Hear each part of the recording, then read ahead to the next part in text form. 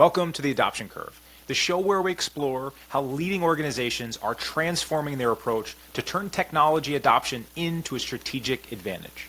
In each episode, we'll sit down with a learning and enablement practitioner to get their inside story on how they're helping their organizations adopt and maximize their technology investments. Let's dive into today's episode. Thad, welcome to the show. Hey, thanks for having me. Yeah, it's great to have you here. I wanted to have you on. Obviously, we had a great conversation offline a few weeks back and very quickly realized that maybe we should record this because I thought it was lots of good takeaways that we could really bring in for our audience based on your experience. By way of kind of rolling us into this conversation, do you mind spending a couple minutes just giving a little bit of background on yourself, kind of how you got into this world and what you're doing now? Yeah, so I started off my professional career assuming I was going to be in the world of like academics and education. That's where I thought I was going to be, and I feel like I've run into a number of people like that in this field. And my transition happened. I was working IT actually for a school district, and I was adjuncting at a local university teaching writing and composition and academic research and things like that, and had an opportunity to join a corporate training team. And I had some technical expertise, not necessarily related to my academic background, but I had some technical and business acumen. And then they're like, wow, but you also have this classroom and teaching and facilitation experience. We'd love for you to join our training team. So I began officially in corporate training with a company called ADEC, which manufactures dental equipment. And that was a really awesome entry place because there was a very distinct curriculum, very hands-on stuff established, and sort of they had a lot of structure around that. They also sell in 108 different countries. So it was a US manufacturer with a global reach. So it was sort of a small company, but a global company, and had a lot of opportunities to grow and learn in that as far as a L&D practitioner. I went back to get some additional graduate work actually in adult learning theory and stuff through ADEC, and really grew as a professional, I think, in that space. Worked a lot with our sales team and the technical team. So that role was primarily focused on customer training. So it wasn't necessarily internal employees, though we did a little bit of that. And that you get a good perspective on whether you're being successful or not when you've got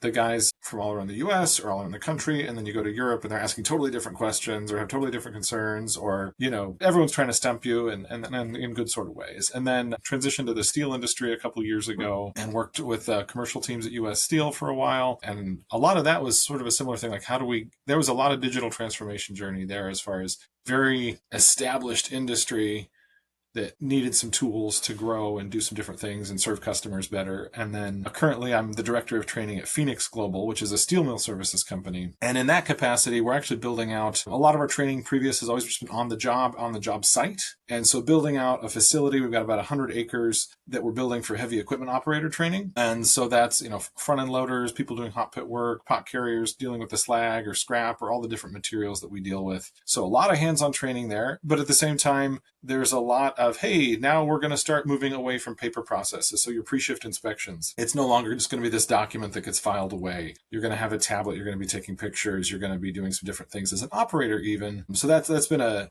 part of the job as well. I mean, we're also, ERP transitions, maintenance shop transitions, all those sorts of things to say, hey, yeah, your primary job is, turning a wrench, but how we do that, how we record that, how we track parts and parts orders, all those things, how do we make sure that that's being done well and is recordable, reportable, and we can kind of get the metrics off of that. I think getting good data, right, for any sort of business decision. Well said.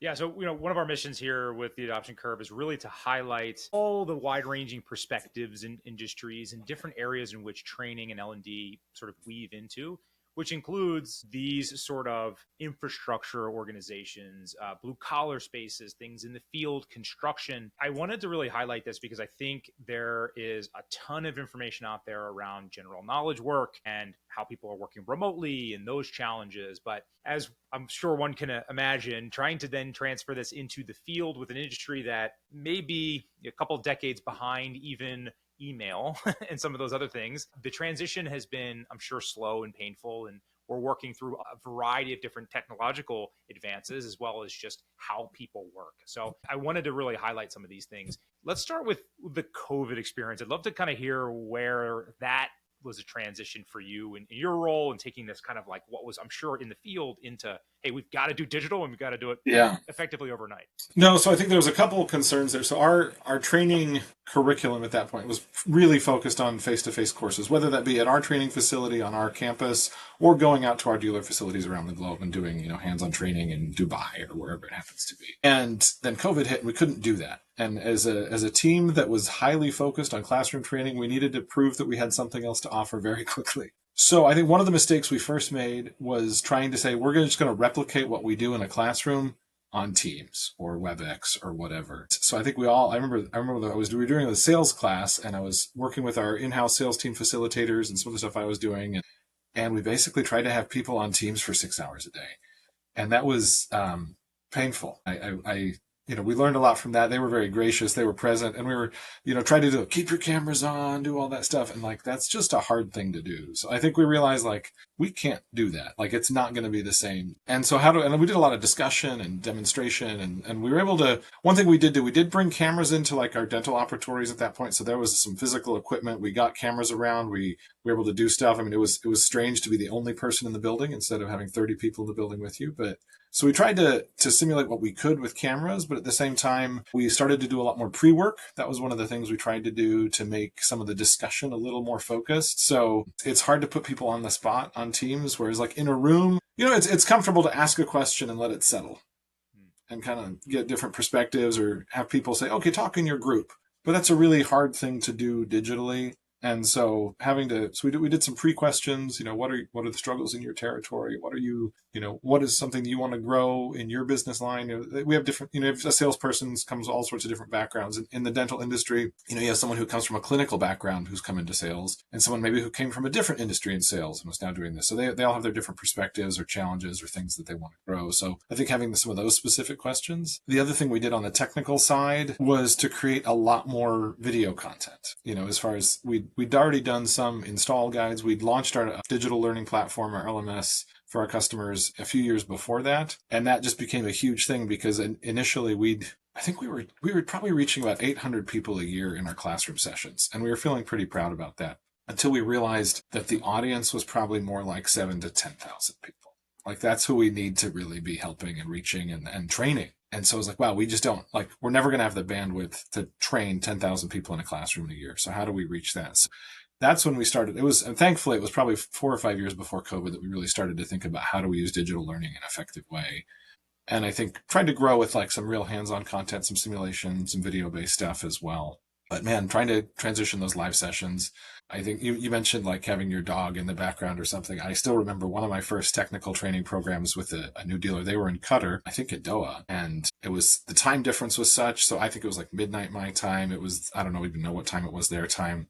And I was at home because it was COVID and we had just gotten kids. So I had a cat jump up on my shoulder, right? As we're trying to talk about this installation of this hub and routing these air and electrical lines through everything. And then my cats, and you could tell they were just laughing. They were just cracking up on the other side. So we've got this language barrier and cultural barrier, and now there's a cat on my shoulder. So I mean, that's the human element though that you miss out on in person, right? You can't get people's body language and hold in some of those things. So yeah, so many stories from COVID, right? Of somebody's kid walking in the middle of a presentation, or the dog barking, or God knows what else goes on in the background. The books or shelf falls down and those kind of things. It helps humanize the scenario a bit for sure. Yeah. But I really liked your call out around the pre-work side. I'd love to double click on that a bit. So you mentioned really, it sounded like maybe from an agenda standpoint or more of a probing standpoint of hey, you're heading into this session, it's upcoming. Here's broadly how we're thinking about that. Any other tactical ways you would suggest people look at that? I mean, maybe even from the construction space or more of the infrastructure space you're in now, how we're getting people who very much probably don't want to be there. And I think one of the things I've always tried to do, whether in a live session or a virtual session, is just ask the question of, what are you hoping to get out of this session? What does success look like for you as a person? And because then, especially with if it is something that's required or something they don't want to be there necessarily, trying to address that from the get-go. Hey, if this is a pain for you to be here, I get it. Sometimes this is great, sometimes it's not, but then let's address that. Okay, if you're here and you don't want to be here, how do we make sure that at least it's worth your time? At least when you leave, you'll say, okay, I've got something I didn't have before. So Whether that be, I understand this process better, I can do this task better, I get more practice time on something that I was wanting to work on, or even I think if we can help understand, like one of the things I've had to sort of just relax into, because I think, excuse me, in a lot of course reviews, I don't know if you've handed out like the surveys or had people fill out forms, and I know we used to always call those smile sheets because everybody loves everybody when they're done with the training, right? And that's not always super helpful, like to actually see what you're doing well or what you're doing poorly. So being able to establish someone like, hey, you don't have to love being here, you don't have to love me. It's not that's I mean, like, yes, I want to have some degree of a relationship in this. The goal is to say, can you do something that you couldn't do before? Do you have a piece of knowledge you didn't have before? Do you have some expertise you didn't have before? And that's what we're actually aiming for. We're not aiming so if you're upset to be here, I'm sorry, but let's try to at least move forward. Let's at least say, okay, what's it going to be? What's going to be worthwhile? What's going to be valuable as you leave? And so whether that's, I know how to do a pre-shift inspection the way the company wants me to do it now, or I know how to troubleshoot this, hydraulic manifold on a dental chair, or I understand, or even sometimes one of the funniest ones, you get people who are frustrated. We had a technician, you guys should really have all these like flow diagrams and wiring diagrams and all this. That should all be available. It's like, it is. That is all available. And so sometimes even I feel like sometimes there's we have stuff that we want to share with people. Sometimes it's just helping them understand where to find the resources. So that was actually one of the huge projects we had at US Steel. Was there is so much institutional knowledge, and there are one pagers that people have, and the engineering team put this together. We've got, this is what this mill can produce, and here's their tolerances and what they do really well. And all that information exists. Like, it's not hidden. It's out there. Anyone would share it with you if they knew you needed it. But so I think that was one of the big ones when we went and launched our sales enablement platform. It was really more about how do we take the information that we know already is out there and consolidate it all in one place for people to use and access and make it searchable, findable, And that was honestly the biggest. I think that was the biggest win we got at US Steel, was just saying, hey, all this is in one spot now. A similar thing at ADEC. It was at ADEC where the technician was like, why don't you have flow diagrams? And it's like, you mean on our website with no login, and you can search by model number and this and that, and all of it's there. And so a lot of it was just saying like, hey, if you didn't know that this is where the resources were, here they are now. And we want you to have them. We want you to use them. But then also trying to think, I know at ADEC back in the day, they used to send like a 30-pound box of documentation whenever there was a new, like they'd hear from a dealer, like, here's a new technician. It's like, okay, here's your, you're going to break your back putting this in your truck. And so having that transition of, hey, this is going to be on your laptop. Hey, you can access this on your phone. So when you're in the office, it's all right there. You can pull up the documentation, the flow charts, the troubleshooting guides, all that sort of stuff. And that was a big shift, because I think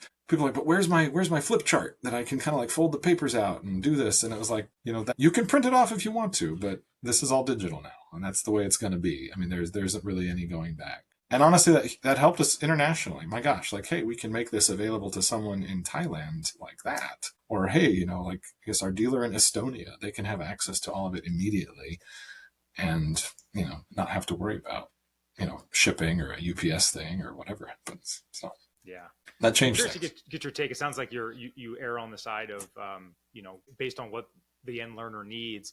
I find in the L&D space, there's often a divide with this concept of kind of just-in-time enablement, just-in-time learning, that they want there to be more of this pedagogical initial training and learning that happens, and then know where those things go. But we also find that learners, because of the sheer quantity of information that there is out there, they just cannot consume it in that first sitting. And so that exercise of actually just, let me tell you where this stuff is when you get to it and it's in context and you need it, you now know where to go. It's almost like that tends to be more valuable than anything you're going to get in that initial session, which, I think can ruffle some feathers in the L&D community, but sounds like, what's your take on that? No, I think one thing I've tried to do, particularly if you have a series of training, well, like a lot of jobs do, and onboarding where you've got, okay, you're going to go through and do all these different things, that the learning objective, I try to be really clear. This isn't always even visible to the learner. Like, they don't necessarily need to know this, but I always try to be very clear of what is our learning objective for this session? And maybe there's an overarching one for a program, but what, and I always try to keep it very clear. Like I hired a new guy on our team in this last year, and he came from more of an operations role and kind of transitioning to training. He's got a lot of, very, very skilled and knowledgeable person, but sort of transitioning to this training role. And so the question I keep on asking is like, what do you want someone to be able to do after this session, this activity, this whatever? Like that's what we're focused on. And so that first session might be, I want you to be able to know how to ask for help. I want you to be able to say, I know where I can find the resources, or whatever it happens to be. That might be the opening session. I know who to call, Actually, that was one of the things we did in an onboarding session for our sales team at one point was a new person comes on and there's so much institutional knowledge and there's a team of people you need to be successful. Like if you're a salesperson, you've got your inside sales rep, you've got customer service, you've got quality, you've got shipping, you've got logistics, you've got finance and accounts receivable and all these people. So there's this whole massive army of people that you need to work with to be successful. And so one of the first things we did was say, okay, let's make that list for you. So you're not having to search and say, who do I go to for this? So we literally made like almost just a chart. Like here's all the people you need to work with. And we've already pre-scheduled these meetings. So this was, is it digital training? Is it not? Sure. But we pre-scheduled all these meetings for them to say, hey, here's the people you're going to work with. Here's you need to ask for help for this. And the way we got buy-in from all those other teams is to say like, hey, how do you want, like, you've ever been frustrated with a colleague? Well, now they're coming on board and you get to tell them like, this is how you work well with me. So that was kind of a cool opportunity to say, hey, let's try to build all these relationships first. And like I said, the learning objective is, who do I go to when? I know when to go to this person for what, But I think in anything like that, and especially like those transitions to online learning sessions like we did with COVID or whatever, being able to really like shorten down a session and say, what is the one thing I want them to be able to do? Like we're gonna be here together for 45 minutes. We're gonna have some video. We're gonna have some discussion. We're gonna have a little breakout. But realistically, what's the one thing I want them to be able to do after this session? And we really can't aim bigger than that. Like that, it's just not realistic that that's gonna happen effectively. Yeah. Yeah, sometimes it's just focusing on the basics to start, right? And if they feel like there's an empathetic approach to that initial rollout that we're asking about, just making sure you feel psychologically safe in doing this training or moving forward, then the next set of things that we're going to do, it's that much easier, right? They're like a little bit more willing to meet there. One of the things in the realm of digital transformation, I was curious to get your take on, specifically when it comes to the why behind one of these processes, right? We see this constantly, right? Leadership, the holding company, insert the blank, higher up says we are now bringing in this new ERP, this new process, whatever. It then at some point falls on that L&D enablement, training team to distill down, obviously the how and the learning itself, but there's always like this gap in the why. I'd be curious, like how you think about that translation that needs to happen, not just from a like literal language standpoint, but like, why should you care? Like there's a fair amount of that education that needs to be done there. And I don't know that we're always equipped with that, right? It's more like just pass down the training, right? Without the why. How do you typically think about that? No, I think asking that question about like, what's in this for me becomes hugely important. And I've even had to kind of say that back to leadership, saying like, hey, we can totally do this. Like, I understand why we want this data. This allows us as a company to make more efficient decisions. We can understand our costs better. We can understand our spend better. And at the same time, you go to someone who is an operator driving a piece of equipment or a maintenance tech who's like, I'm doing oil changes all day. And now you're giving me more work to do because I have to record my work in this way, not that way. And helping them understand why this matters. So even like one thing that we've had to say, and this has been a hard one because the result is not immediate. Like I think there's a lot of the whole, why is Big Brother now wanting to get like right over my shoulder? Sometimes even literally like with our operators, like truck drivers have already done this. We're started transitioning this, like, why should there be a camera in my face when I'm doing my job? Like, don't you trust me to do my job? Or why should there be a dash cam on the piece of equipment I'm driving? And so we have to present that in a way like, what's in this for me? It's not just how you do this and how you do it well. But one thing we can say is like, hey, as we get better data on our fleet and our usage, you've been screaming that you need more equipment or you need more up-to-date equipment. And we can look at that and be like, oh my gosh, we have better data. So we can say, like, your impulse is correct. And we probably do need to get more equipment to this facility or something. So that piece of it, we can look at our staffing and we can look at where we invest our resources to grow, right? So that's a huge one. That one takes longer. Like, that's a harder one to sell, I think. But one of the things we did with moving to like dash cams and cameras on the equipment and GPS trackers and stuff like that. And we're not on the road; we're in a particular production environment. But one of the things we're able to say to guys is like, this is really sort of a to protect you, sort of a cover your ass moment, to say like, hey, if something happens and they want to blame you because you're driving the really big piece of equipment, you can say, look, I had the right of way. I was this, and now we've got dash cams. We've got stuff on you. We can see what happened, and we can see when it happened. So, I mean, it's great now. Now that we've done it for a little while, we actually have real life examples. So there was one time I know there was one of our customers was frustrated because they said there was a delay. They're like, oh, you guys, and there's performance metrics that we're bound to with the customers we serve, and we're able to say like, actually, we have the GPS tracker. We have the camera. They were there where they were supposed to be waiting for about 10 minutes. So if there was a delay in production, there was, but it wasn't our guy's fault. He was where he was supposed to be. He was doing what he was supposed to do. And here, look, here's the proof. And so that was really a helpful one. Or like if there's an accident or like, which has happened, things, there's incidents, there's safety incidents. Someone does something they're not supposed to do. And we've definitely been able to say like, hey, you're right. There was a collision,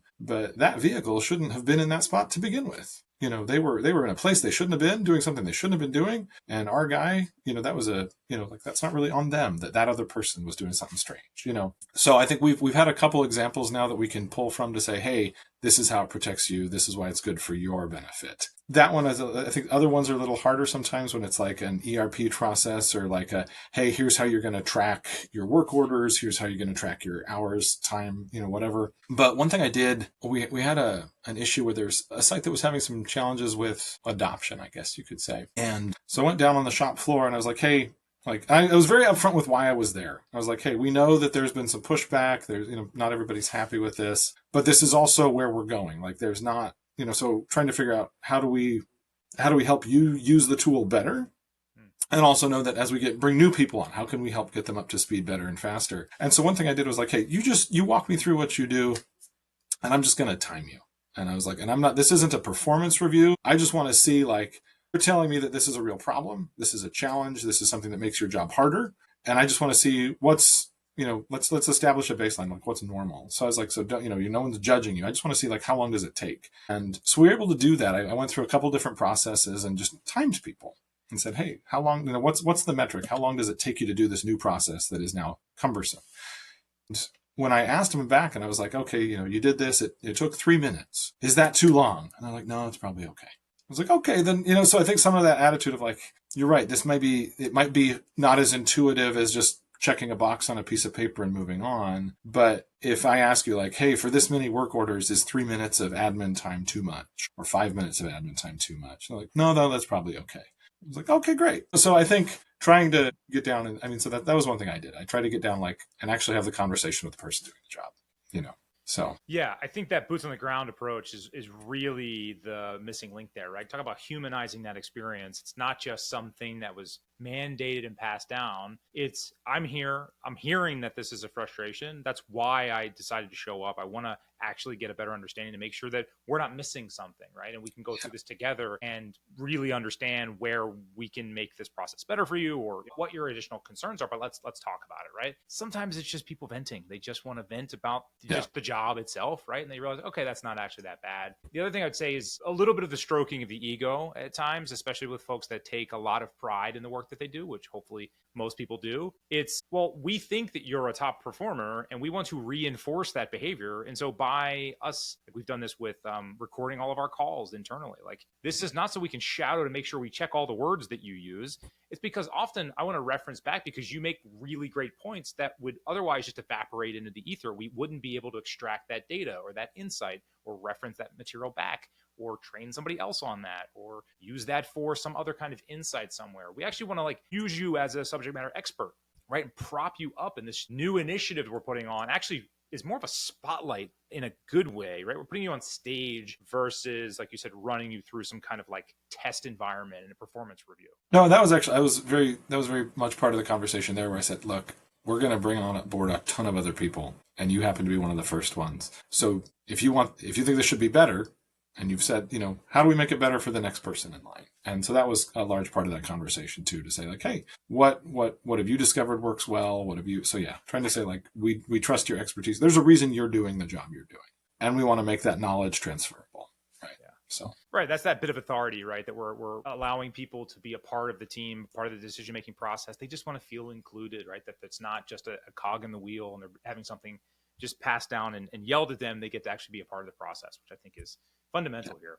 So continuing on that sort of human-centered design, we talked about like the why, we talked about involving them in the process, understanding what current state looks like, understanding this new friction of change and why we want to try to manage those expectations. How about when we get to the actual fingers on keyboards or the new initiative itself, thinking about that frustration and friction is going to come in because they're going to do a poor job in the beginning. There's going to be pain as they go through. There's an element of being a coach and a therapist through that process. Be curious about your experience on that, especially coming for something as much of a transition from paper to digital, let alone, some of these other big transformations. Yeah, so I think one of the big ones that I think it's recent and sort of top of mind is like pre-shift inspections, because like anybody who's worked in heavy equipment or even driven over the road or something, there's always that whole like check out your equipment before you do it, and there's here's your checklist of things to look at, and that's been around for years in various capacities. Like this is nothing new, but moving to an all digital model for that, and I think having to do the why. But one thing that we've also done is made sure that like let's make sure you have the equipment that works. So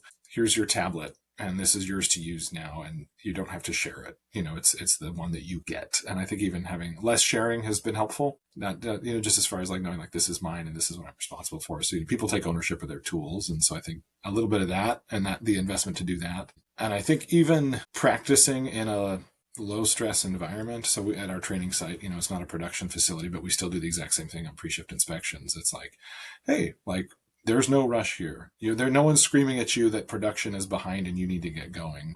Trying to make it sure that you have the opportunity to learn how to do what you're supposed to do when there isn't the pressure on you to perform. So that's kind of one of the ones that we try to focus on, is just saying like, hey, how do we make sure everybody knows how to do this well in a place where they don't have that pressure? The other one that I feel like is a challenge, because I feel like we've actually the process of making sure people can get on and do that has been mostly okay. And we've solved sort of most of the technical issues, like logins or connections or things like that. But making sure that leadership, I think this was one where I think we had to sort of fill in the gap to say, oh, we've taught our operators how to do this. We haven't necessarily filled that gap of saying, hey, here's our frontline leadership and our supervisors to say, here's why we want people to do this, and here's how you check on it. And here's what you should be doing with that data. So that was actually a step that I feel like we had to sort of think about, as far as like, how do we get those positive reinforcement of like, hey, not only has the team, the training team said, hey, you should go do this, but now my supervisor's asking the same question, making sure we're all asking the same questions in the same way and looking for the same data in the same way, which is not necessarily the case. I think that was one where I feel like we've had to sort of continue to build that out and say, okay, yes, we need the training for operators. We also need training for leadership. We also need training for upper level leadership to say, hey, what are your big metrics that you should be looking at? Like maybe the site GM doesn't need to drill down into the minuscule, like, oh, there's a brake light is missing or needs to be replaced. Like he probably has bigger fish to fry, but maybe there's some larger metrics he needs to be aware.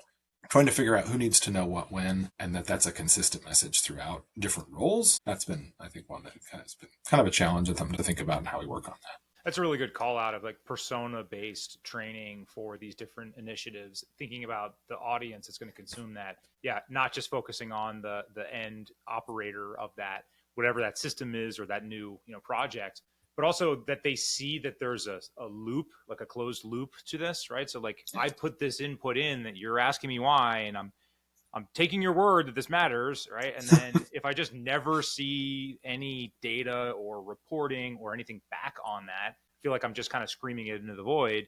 But then if it goes to my leadership or my management, frontline manager, and they're showcasing like, hey, great work on this particular thing, or because you guys have been putting this in, we now can do this, or leadership has given us this investment based on the inputs you've made from the field, right? And like giving that full circle experience. That's a really interesting one, the sort of frontline management, that we're tying together a story at each of those stages. And then it ultimately makes it back to the people who are helping with the inputs. I could definitely see that we hear that being missing often. So that's a really important call out. Yeah. I also wanted to touch on the peer component. You'd mentioned before, where do you see peer to peer in this, right? I think it's a lonely experience trying to go through change management, especially if it's something new and foreign and you're not really feel like you're particularly incentivized to do so. How have you seen involving maybe a cohort or groupings or letting them sort of solve their own problems together? Any thoughts on that? I think the best example I have of that is as we were kind of doing curriculum development around heavy equipment operation. And there's a lot of very skilled people who are doing these jobs. And even depending on where you go, there's even almost a history, almost even like a family history. Like my uncle did this, and whether it be road crews or different things. Like, yeah, we joined a local union that was doing this, or we just happen to all have this skill because of where we live, and this is the major job, and this is what you do. And so there's a lot of pride in some of that work. And so coming in as someone who doesn't necessarily have that background, I had not done a lot of heavy equipment work myself before trying to build out this training program. What I tried to do was get that buy-in and get that ownership. So one thing we did, I did site visits everywhere, and I tried to do ride-alongs as much as possible. And I'd ask the guys who were doing the job well, like, hey, how'd you learn how to do this? What was really useful for you? Did a lot of interviews and a lot of conversations with guys who were doing the work now and doing it well. I'd even be very open with them and like, hey, our goal is not to say that your expertise, because the industry even I feel like is very much on the job training. Like, hey, you're going to ride along with Mike because Mike's been doing this for 20 years and he knows what's about. And that might be awesome, but what do you do when Mike's not there? What do you do on the shift when they don't have a person who's particularly good at, chatting through that? So like the training and onboarding could be very hit or miss, or very up and down, depending on who's available, or it might be like, yeah, you were supposed to train today, but there was this problem that we had to all solve. And so now you're sitting around just watching because there's no one to really talk you through anything. So what I tried to do is get all those guys to say, hey, what are the things you care about? How do you do this? Making sure that the person we hired to do the hands-on training had that experience, even if we needed to do some more coaching and training and building up and training and development and teaching. And then the other thing we did is as we got close to saying, hey, I think we've got like our curriculum built, we've got our activities, we've kind of built out our facility. We invited a lot of those people we talked to up to our site and said, hey, we're going to run you through this course. We're going to run you through our content. And we know you know all this. Like, you guys have been doing this job. So it's not like this is a new experience for you. But, how should we, does this hit the needle? If you sent a new guy through this, would you be happy with what they were able to do coming back to your site? And so trying to get buy-in from the guys, and we talked with our site level leadership, but we also, in this one, we very particularly said, who are the people who are actually doing the on-the-job training? And it's not necessarily upper management at a site, even though sometimes they do. But so we got crew guys, we got shift leads, we got people who don't necessarily have a supervisor role, but everybody knows he's been around forever. He's the guy who knows, right? So we tried to target those people and said, hey, we want your input and we want your buy-in and we want your feedback. And if you say this isn't worthwhile, but do this instead, we tried to listen to that. So I think that was a big part of the last year, was trying to get that buy-in culturally. I think we're still building on that to say like, hey, even doing centralized training, even though it's even non-digital training, like even this hands-on training we're doing in a more centralized and organized way, like this is new for us. But how do we say, hey, what would have been good for you? 20 years ago when you were starting out, what would have been helpful? As opposed to the guys who are sort of like laughing at your mistakes and be like, yeah, you don't want to do that again. How do we help people avoid those mistakes instead of, getting mocked for them, I guess. Yeah, trying to build in some consistency there, and also at the same time propping up folks versus stepping on toes, and trying to say that we have a better way now, right? You're involving them in that process and shining a light on their expertise. I think that's definitely a vital component, which is a big balancing act. And this is a big portion of what training and learning is, right? Is this translation exercise you're constantly doing. And as we're wrapping up here, you talked earlier in the conversation about sort of the cross-functional nature of what training is, right? There's all these different team members and departments and elements that you're navigating for who to talk to about this process or this system, or do we get buy-in, and was it implemented correctly, and is there feedback? Like, there's all these pieces that the L&D person is kind of in the mix of. I'd be curious if you had any thoughts around just that internal politics and the game of navigating that system internally. Like, what advice would you have for folks who are trying to figure that part out if it's a little newer and they have a big change management initiative? So one thing I'm always very open with people internally as I talk was like, I sometimes say I'll steal from anybody. And I mean that in the best sort of way. Like any good resource, any good piece of information, like I'll take anything. But then I also try to share, and I will share with everybody, we try not to gatekeep knowledge, broadly speaking. I think one of the things to say is to try to focus, particularly as you're building out a session or a curriculum or even just an hour-long activity or whatever it happens to be, keeping it focused. And even if you're having to go to a subject matter expert to say, hey, what do we do? How do we do this? What's the important piece of information? Being the gatekeeper to say, you know what, but we still want to target this towards what is the activity we want someone to be able to do? What is the competence we're trying to build? Because as you're working with subject matter experts or business process experts or whatever it happens to be, they often have a wealth of knowledge, right? Like they know this much about something, and that might be awesome. And it's the reason they're in the seat they're in and they're building what they're building. But maybe for the new person or maybe the person in a different role, like all they need to know is this small piece, and making sure that they get the expertise and know that small piece and can build out off of that. So I think that, I mean, I think, yeah, I've had to have some conversations like with in a previous role, like with product management or marketing, and they're like, but we have all these beautiful slides. And you're like, yes, and they're amazing, but not all of them are appropriate for this audience at this time. And we might use them there. And maybe we could say, but keep in mind, like this session, this lesson, this class is focused on this one activity. We want someone to be able to do this thing. And if we need to add that other information, what do we want someone to be able to do with it? And even sometimes just asking that, like, that's really interesting. Like that is very interesting information, but how are we expecting someone to apply that to their job? And if we don't have a good answer for that, then maybe we hold off and say, that'll be in the white paper. They can read at their volition or something, but it's not necessarily going to be something we bring up in class. But I think, I don't know. I think it's not about, I mean, I guess ego management can be a thing, but I think a lot of it is to say like, hey, we know that you have your expertise that isn't, that we want you to share. Even I feel like in the last couple of years, the biggest challenge I feel like I've been trying to figure out is how do you take, I like the word tribal knowledge, to say like, you've got people who've been in an industry or a company forever, and everybody makes a lot of assumptions. Like there was one, I was like, who do you go, where is this? And I was like, oh, Bob knows that. I was like, but how, if I don't know Bob, how do I get that information? And if Bob's not here or Bob's on vacation or, so how do you capture that information? I think so even like going to people and saying, hey, we know you've got this tribal knowledge. We know you've got this experience. We know you've got this capability and competence, and we want to replicate you to some degree. Like we want more people to be able to do this the way you do it or have the knowledge that you have. And I feel like people are generally pretty open to that. I mean, at the same time, like I think you run into people who are like, but we don't. I mean, there's knowledge can be dangerous too, and there's people who are very concerned about like, but we want to make sure the box is small, and understanding that too, because sometimes that's the case. Sometimes that's the truth. Like there's stuff that doesn't need to be disseminated to everybody all the time. But when we're thinking about training and onboarding or building people up, like I try to be, like I said, I steal from anybody, share with everybody. I try to be the person. I try not to make sure that we're in the space where we're not gatekeeping knowledge. We're trying to make sure it's applicable to the people in the roles that they're in. Yeah.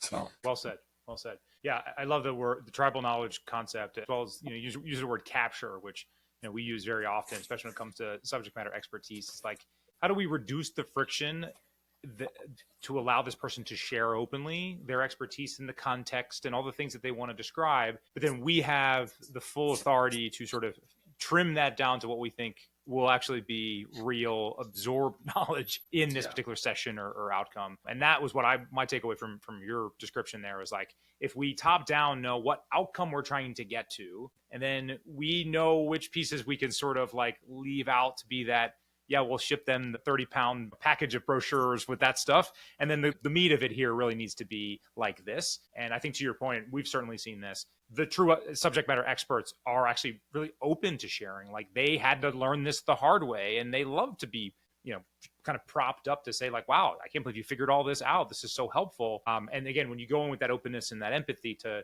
shine a light on those things and to say, we want to extract this out. So maybe there's pieces of this you don't need to do anymore if you share this with us, right? If that is a problem that's existing. So I think that's a vital piece of this whole tribal knowledge and getting things documented into an efficient way. Yeah. Awesome. As we wrap up here, any other sort of frameworks that come to mind when it comes to just engaging learners or thinking about this kind of transition in the virtual world, taking on new initiatives like that? Anything else that we haven't covered that comes to mind? I think metrics are always such an interesting thing to like, how do we measure a program? And I think having the conversation early of what does success look like in an L&D program, because you can build content all day long. Like there's so much to learn. I mean, about anything, any business, any process, any industry. So trying to make sure that you're focused on teaching towards the performance you're trying to drive. And sometimes that is an attitude. Like I know I was once involved in an internal product training course where we took all of the shop guys who were making parts and pieces and basically said like, hey, come look at the finished product that you don't see. You're in your shop, head down at your machine, making the same part day in and day out.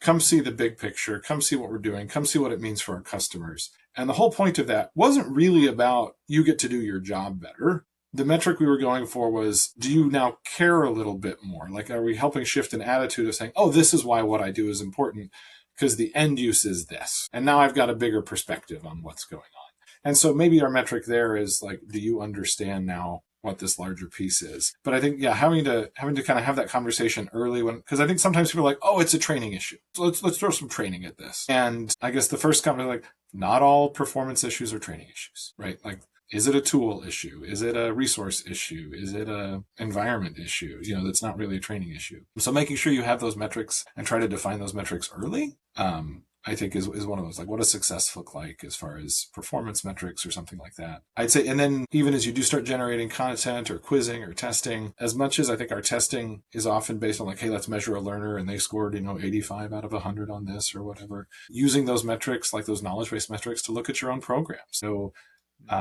we did one where we realized like, hey, our pre-test and our post-test, we see all these numbers moving up. And then there's this one topic area that was, I remember particularly around potentiometers, which are an electrical piece that measures the change in electrical resistance. So you're basically measuring a change in ohms. And we realized like, wow, no one's doing well on this. Maybe it's not the learners. If everybody's improving in every other area but this one, we obviously need to rethink how we're talking and teaching about this, right? And so I'd say like your knowledge-based metrics, those can be super useful for a lot of things, but make sure you sort of turn the mirror back on your own program and say, hey, how are we using these knowledge metrics to measure ourselves? And then find a way to get tied into the business metrics. Like, what are we trying to drive? Are we trying to reduce service times? Are we trying to reduce safety incidents? Are we trying to reduce turnover? Are we trying to, we're trying to shorten a rotation? I mean, whatever it happens to be, try to really dive in and understand what is the business goal here. Because it's very rare that the business goal is, we just like people to be informed broadly for fun reasons.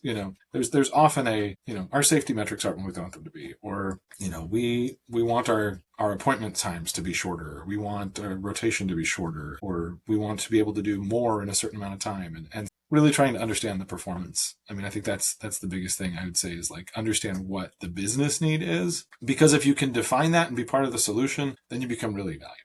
And I've been blessed to be part of a number of organizations that have really understood how training can help drive that performance, whether you're reporting up through a sales team and you're supporting the sales team in the field, or HR, and you're able to say, hey, we can reduce onboarding time and get people up to speed faster. That's a remarkable metric. If you can shorten onboarding and effectively, like, that can be really cool, really measurable, right? There's a dollar amount attached to that. But sort of trying to understand as soon as possible, like, what's the business metric that we're actually reaching for? Because it's often not just, I want everybody able to know this. Why do they need to know that? What is that going to drive that someone's able to do this process better? Yeah. Is there a customer satisfaction metric tied to this? Whatever it happens to be. For sure. Yeah, at the end of the day, what are you optimizing for, right? Or what are the program, the point and the strategy? That's the big takeaway that I had from this, and also involving the team in a holistic way, right? All team members are created equal here. We're trying to involve as many voices in that process, regardless of what this looks like, so that we can all communicate and feel bought into that as a group, as a team, as an org, versus top down, everything being just a sort of a mandate. So very well said. This is fantastic. As we wrap up here, where's the best place to send folks if they want to connect with you, learn more about your journey, follow anything you do? I'm not super active on social, but I'd say the place I'm probably easiest to find and try to be the most present is on LinkedIn. So yeah, and there's very few Tsohantaridis out there. So, there's not too many of us, so I'm not too hard to find, I guess. We'll hyperlink to it, so you don't have to spell his last name like I had to try to do today. So it's good. We'll be able to make it clickable, so we can make it right to LinkedIn. So thanks for the time. This is fantastic. We really appreciate you carving out the time to be here. My pleasure, Sean. Thank you so much for having me. Sure thing. Thanks for listening to this episode of The Adoption Curve.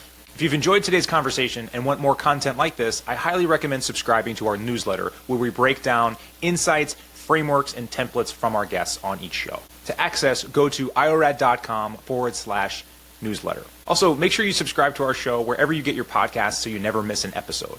If you could, we'd also love it if you could leave us a 5-star review if you enjoyed and got value out of today's conversation. The Adoption Curve is produced by IORAD, the tool that helps thousands of companies make interactive tutorials in seconds. They're shareable in all the tools you use every day. We'll see you on the next episode.